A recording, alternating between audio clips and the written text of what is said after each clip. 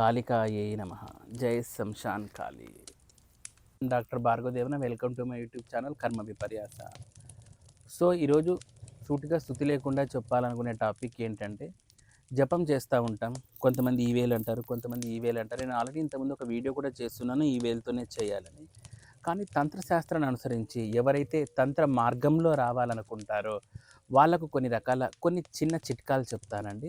చూడండి, ఎప్పుడైనా కానీ మనము శాంతి, వశీకరణ, స్తంభన ఇటువంటి క్రియలు చేసేటప్పుడు మనం ఎప్పుడైనా కానీ థంబ్ ఫింగర్ని, తర్వాత మనము ఈ ఇండెక్స్ ఫింగర్ని అంటే చూపుడు వేలిని, బొట్టని వేలిని మాత్రం వాటిని ఉపయోగించి మాత్రమే జపం చేయాల్సి ఉంటుంది.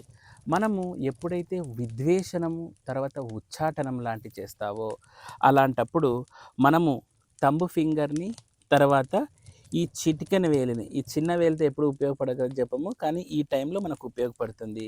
ఈవెన్ సమ్ టైమ్స్ మనకు మారణ ప్రక్రియల్లో కూడా ఇది మనకు ఎక్కువగా ఉపయోగపడుతుంది అన్నమాట. సో ఈ లిటిల్ ఫింగర్ని, ఈ థంబ్ని మనము మారణ, తర్వాత విద్వేషణ ఇలాంటి ప్రక్రియల్లో యూస్ చేస్తాము. తర్వాత ఇంతే కాకుండా ఆకర్షణకు సంబంధించిన తంత్రాలలో మనము ఎక్కువగా ఈ మధ్య వేలుని ఉపయోగిస్తాము. అందుకే మనం ఈవెన్ చిన్న మస్తా జపం చేసినా కూడా మనం మధ్య వేలుతోనే వాడతాం. ఎందుకంటే చిన్న మస్తాదేవి ఆకర్షణకు ఆధిపత్య దేవత కాబట్టి మనం మధ్య వేలుని ఉపయోగిస్తాం. ఆకర్షణ తంత్రాల్లో కూడా ఇదే విధంగా ఉపయోగిస్తాం అన్నమాట. అంతేకాకుండా ఇక రిమైనింగ్ మనకు విద్వేషణ, ఉచ్చాటన ఇందాక చెప్పినాను. సో కాబట్టి మనం ఈ వేళ్ళను ఉపయోగించాల్సిన విధానం ఇదనమాట. కానీ ఈ వేలు ఒకటి మటుకు మనకు తంత్రశాస్త్రంలో ఉపయోగపడదు.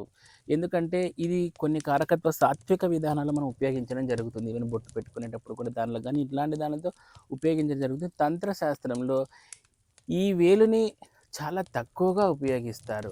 నాకు తెలిసి చాలా తక్కువగా ఉపయోగిస్తారు. ఎందుకంటే తంత్ర మార్గంలో ఎక్కువగా ఈ వేలు ఉపయోగిస్తారు. మనము శివశక్తి స్వరూపానికి ఇచ్చినా కూడా ఈ వేలును ఉపయోగిస్తారు. తర్వాత తర్పణ ప్రక్రియలో ఈ వేలు, ఎడమ చేయి రింగ్ ఫింగర్ని ఉపయోగిస్తారు తర్పణ పరిహారాల్లో, తర్పణ ప్రక్రియల్లో. కాబట్టి ఇదండి జపాన్లో మనం ఉద్వేషణకు, ఉచ్చాటనకు, తర్వాత కొన్నిసార్లు మారణము, ఆకర్షణ దీనిలకి ఎటువంటి ఫింగర్స్ యూస్ చేయాలనేది ఇదనమాట. సో కాబట్టి ఈ వీడియో నచ్చినట్లయితే లైక్ చేయండి, షేర్ చేయండి. అండ్ ఇందాక జరిగిన హవన్ వచ్చేసి మనకు శ్మశాన్ కాళీ అంటే శ్మశాన కాళీ యొక్క పూజ అనమాట. సో కాబట్టి ఈ వీడియో నచ్చినట్లయితే లైక్ చేయండి, షేర్ చేయండి. Thanks for watching. ఓం నమో వెంకటేశ. జై చిన్నమస్త, జై శ్మశాన్ కాళీ, జై భద్రకాళి.